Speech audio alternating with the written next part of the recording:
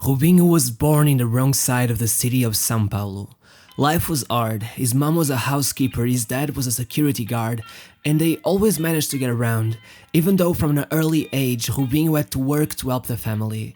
For a long time he spent his days in a parking lot, helping people park their cars in exchange for some change. From the time he was 6 years old, he began playing futsal, a popular form of football in Brazil that's played indoor with only 5 players in each team, and he completely excelled, getting scouted into a better team where he would score 73 goals in one season, which would eventually see him get scouted by Santos at the age of 12. They would be so impressed with his futsal skills that they would decide to let him have a go at regular football, and well, once his feet touched that green turf, it was instantly decided that he would never go back to futsal again. Robinho rose through the ranks under the watchful eye of the king himself, Pelé, who at the time was overseeing the club's academy. Pelé immediately had a liking for Robinho. Once he even recalled the first time he watched Robinho play as a 12-year-old by saying, "The first time he touched the ball right in front of my eyes, I got goosebumps. I almost cried. His dribbling was devastating, so was the simplicity with which he controlled the ball. It reminded me of myself when I was his age." Already holding the blessing of the king of Brazilian football himself, it was only a matter of time. As the clock ticked for the first time after his 18th birthday, Santos had already made sure he had a contract in hand. You see, it had been decades since Santos had been successful in the Brazilian Championship. After so much time, they were still stuck in the past, reminiscing about the times when Pelé made them a team the whole world feared. The club's finances became worse and worse until it reached a point where they were unable to even pay their players. The club went into a meltdown, losing players and staff left and right. There was only one solution: the academy. So the youngsters were called up to the main team, with players like Robinho and Diego being introduced to Brazilian football for the first time. The team began being mocked all over the country. They saw them as nothing more than just a bunch of kids with no chance of playing at the highest level and bound to be relegated.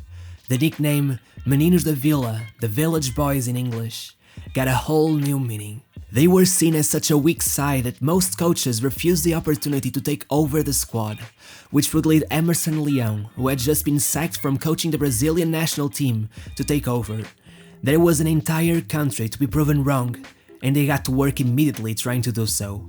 After 14 games with only one goal for Robinho, there was some worry, but then came what the whole country would come to know as O Rei da Pelada, a name given to him for his characteristic dribbles who seemed as dizzying as they were frenetic. Over the next 11 matches, he would score 6 goals, helping Santos qualify to the final stage of the Brazilian Championship. Once there, he stepped it up even further, scoring in both the quarterfinals against São Paulo and in the semifinals against Grêmio. Once they played the away game in the final against Corinthians, there was some worry that the first leg win could be overturned, but then, early into the match, Robinho would win a penalty and then be given the task of, at just 18 years old, being the one to score the goal that would seal the title. And of course, he scored, being handed the award of Best Forward in the country. His second season was very transitional, especially with the Brazilian League now finally letting go of the playoff format. Santos would only finish second this time around, but in the Copa Libertadores they would go all the way to the final, where they would be defeated by Boca Juniors, who at the time also had a young name in there whose name might be familiar to you: Carlitos Tevez. Though Robinho's tally of 4 goals in 14 matches in the Copa Libertadores might not seem the most impressive, that year his performances had surely impressed many, being one of the standout players in the tournament. 2004 would come and show us a whole new version of Robinho, now seeming much more deadly in front of goal, eventually even going on a streak that saw him score an impressive 11 goals in 10 matches. Robinho was easily the team's star player as they went into the round number 39, tied in points for first place with only 7 matches to go. But then, something tragic happened. As you might imagine, word had gotten around of the kind of money the 19-year-old was making, and so, one day, gunmen bursted into his mother's house in the middle of a family dinner, stuffing her in the trunk of their car and driving away. Robinho was in tears, telling the press that he only cared about getting his mom back home safely. There wasn't time for anything else, and so Santos excused him from playing until 6 matches after, Robinho caved into the kidnappers' demands and paid off the 80,000 euros they had demanded, and thankfully, soon after his mom was delivered back home in one piece. Right in time for Robinho to join the squad who needed a win against Vasco da Gama to seal the title, which of course they did, and Robinho was named the best player in the country. At this point in time, the winter market was open and Robinho was wanted by a bunch of big European clubs. It was quite simply one of the hottest youngsters money could buy. Except, it couldn't. No matter the amount, Santos would refuse every offer. They were determined to keep their new star boy in the squad. He kept playing and his supply of goals seemed at times more fruitful than ever, starting the season with 13 goals in 12 matches. Then, he was called up for an international tournament for the first time, the 2005 Confederations Cup, and he was incredible, partnering up with Adriano and creating some of the most memorable moments in the tournament, and even assisting the second goal in the final as Brazil beat Argentina to take home the title. Once August came around, the market was open once again and there was one offer that was too good to decline. The year was 2005 and Robinho was being given a chance at joining the likes of Ronaldo, Beckham, Zidane, Roberto Carlos and Raul, as Real Madrid lived out the final few years of the team known as Los Galacticos.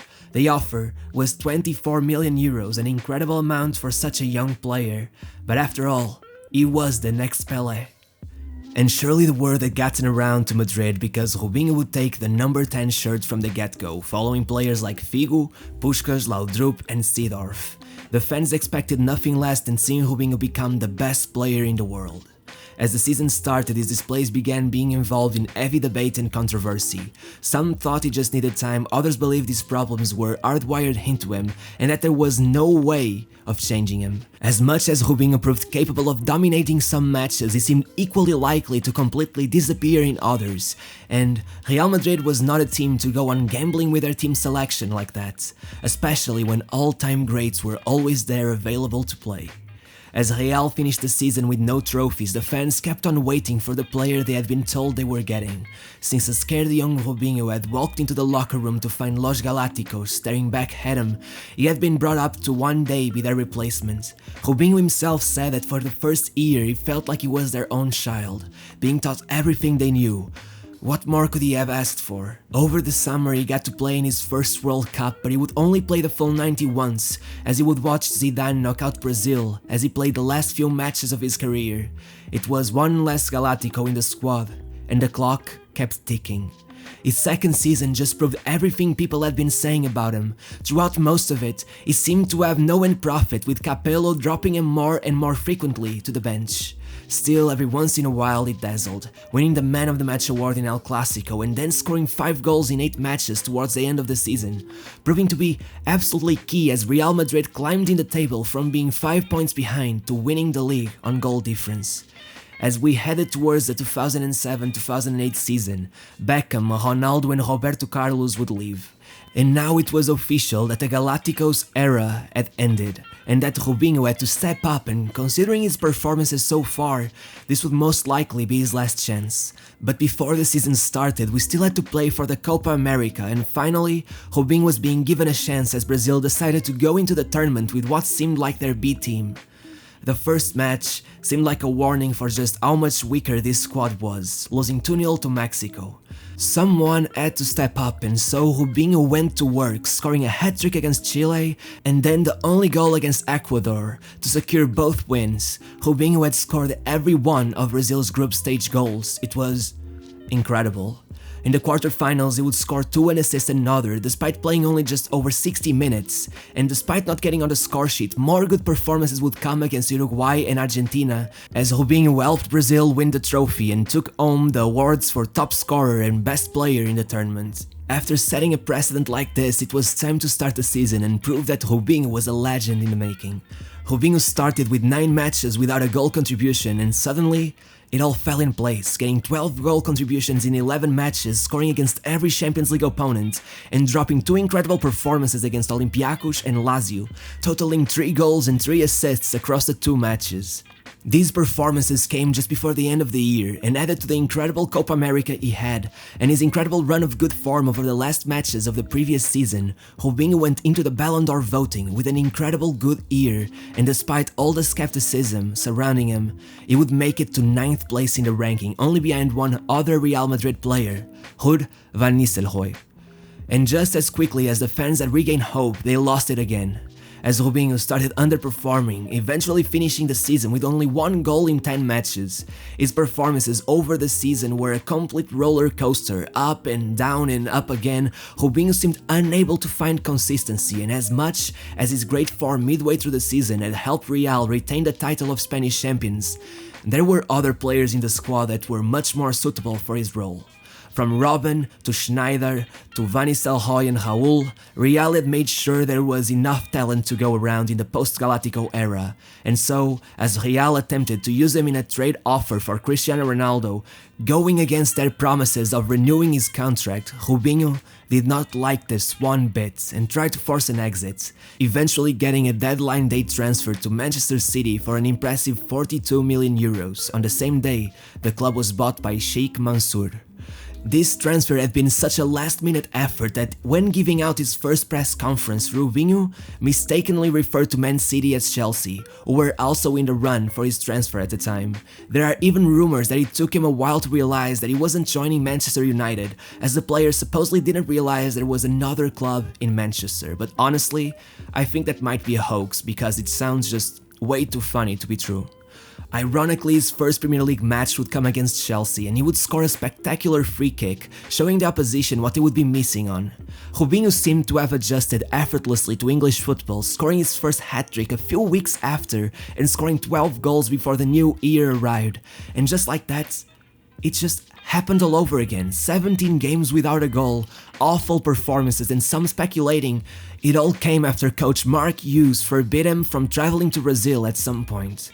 Over the summer, he took part in his second Confederations Cup, and despite being less involved than in the first tournament, Brazil went on to win it once more. The second season would be a complete train wreck. You just couldn't stop watching as his time at Manchester City kept derailing after such an incredible start. First came a 3-month-long injury, and by the time he was back, the team had changed. Tevez and Adebayor arrived, and Robinho was no longer the only celebrity in the squad. To further complicate all of this, Mancini had taken over the squad, and his more rigid approach required a work rate that Robinho just couldn't supply. It all culminated in the most shameful way possible, with Robinho being subbed off right after being subbed in. Mancini had seen enough of him, and so had Robinho seen enough of the Premier League to know it was time to go. A loan move to Santos was set up in January, so Robinho could play for a few months as he looked for a new place to stay in Europe. But this time brought us another epic tale. Robinho joined an incredibly talented and youthful squad with the likes of Neymar, Ganso, Alexandro and Danilo. What followed were 12 goals in 23 matches, helping Santos to achieve glory once again, winning the Brazilian Cup. This was only the third national trophy won by Santos since the Pelé era, and Robinho had been involved in every single one. I guess, in a way you could say he really was the next Pelé, at least for Santos. These performances ensured Robinho joined Brazil for the 2010 World Cup, where despite him scoring in both knockout stage matches, Brazil would go out in the quarterfinals. Back in Europe, his next move was arranged as Man City tried to make sure they got some of their money back, selling him for 18 million euros to AC Milan. Robinho would once again join a squad with an overflow of talent. As he arrived, David Beckham left, but still there were many others: Ronaldinho, Inzaghi, Pato, Ibrahimovic, Cassano, Pirlo, Gattuso, Seedorf, Thiago Silva, Zambrotta and Nesta. Oddly enough, it would eventually come out that the signing of Robinho had been at the request of Zlatan himself, and knowing that, it's no wonder the duo worked well together and helped AC Milan win the Serie A for the first time in 7 years, with Robinho contributing for 20 goals in 38 matches in Italy. Unfortunately, once again his second season was completely derailed by injuries, who forced him to miss 11 matches and seriously impacted his performances. By the time this third season started, not only had Zlatan left, but so had every player I mentioned previously, except for Pato. And the ones who took their place, though talented, were far too young and inexperienced to replace the legends who were there before them. I'm talking about players like Balotelli, El Shaarawy, Niang and Boyan, mostly all still in their teenage years. With Coach Allegri wanting Robinho to take command and lead the team to glory, injuries and a clear lack of motivation, most likely stemming from feelings of isolation, maybe feeling like he had been left behind, led Robinho to a disastrous season with only 2 goals scored. His last season brought us more of the same, and with AC Milan struggling even further, Robinho would once again decide to jump ship as they finished only 8th in the Serie A table. As had previously happened, Santos seemed like Robinho's safe haven, and once again he defaulted back to his previous team. Unfortunately, this time around there was no revival to be witnessed. Now over 30 years old, Robinho seemed incapable of producing the magic seen in his first 2 stints at the club, and after just a year and a half and 17 goals, he was moving to China, joining Guangzhou Evergrande, who were managed by his ex-coach Luis Felipe Scolari at the time. This move lasted only 6 months, and sometime during it he would be called up for the Copa America, his first call-up for an international tournament since 2011 and his last ever, despite having a goal and an assist in the 163 minutes he played. His next stay would be with Atlético Mineiro in Brazil, scoring 25 goals in 55 matches in his first year, which might not seem like much but would make him the highest goal scorer in the country for that year. And he would even barely miss out on winning the Brazilian Cup once more, being defeated in the final by Grêmio. His second year in classic Robinho fashion would be far worse, even going on a shocking run of 22 matches without a goal. Once again he would be a free agent and a new adventure followed, this time in Turkey. Robinho would join Sivasspor in a transfer that seemed nearly randomly selected. 2 seasons at the club would follow without many highlights at all, so much so that he would even move to another Turkish team, Başakşehir, which seemed much more fitting with players like Adebayor, Dembaba, Clichy, and an actual chance of winning the Turkish Super League. Still, Robinho's performances were far from making headlines, only scoring 4 goals in 2 years, even though the club would actually go on to win the league for the first time in their history. Finally, Robinho signed with Santos, returning home to what seemed like his final move. But that's when things got really crazy. The move was received with immense backlash, and after sponsors began leaving the club in retaliation, Santos were forced to immediately terminate his contract. You see, since 2013, Robinho had been battling sexual assault allegations, and even as all of this happened, he claimed he would focus on proving his innocence. Let's just say that didn't go too well. Robinho has been sentenced to 9 years in prison, and he would be serving it right now if it weren't for the lack of an extradition agreement between Brazil and Italy, where the crime was committed. Trying not to go too much into detail because this really was a horrible crime. Robinho and a group of friends preyed on an Albanian woman who was drunk at a nightclub, performing all kinds of sexual acts on her while she was unconscious. Not only this, but Robinho went on to be exposed for admitting to it all on texts with other men involved, referring to the acts in a dismissive manner and going on to attempt to shame the victim in court. His behavior shows he completely lacks empathy and the necessary human decency to function in society. It's truly upsetting to see what a man I used to idolize has turned into. I guess in a way, it probably was like this the whole time after the curtains closed and the show was over. So yeah, this was a more negative tone to end the video than usual. I hope it wasn't too upsetting. It's really sad to see this. It's really hard to believe that people you used to idolize are capable of such horrible acts. And yeah, if you did find the video interesting, don't forget to like and consider subscribing, and I'll see you next week. Bye.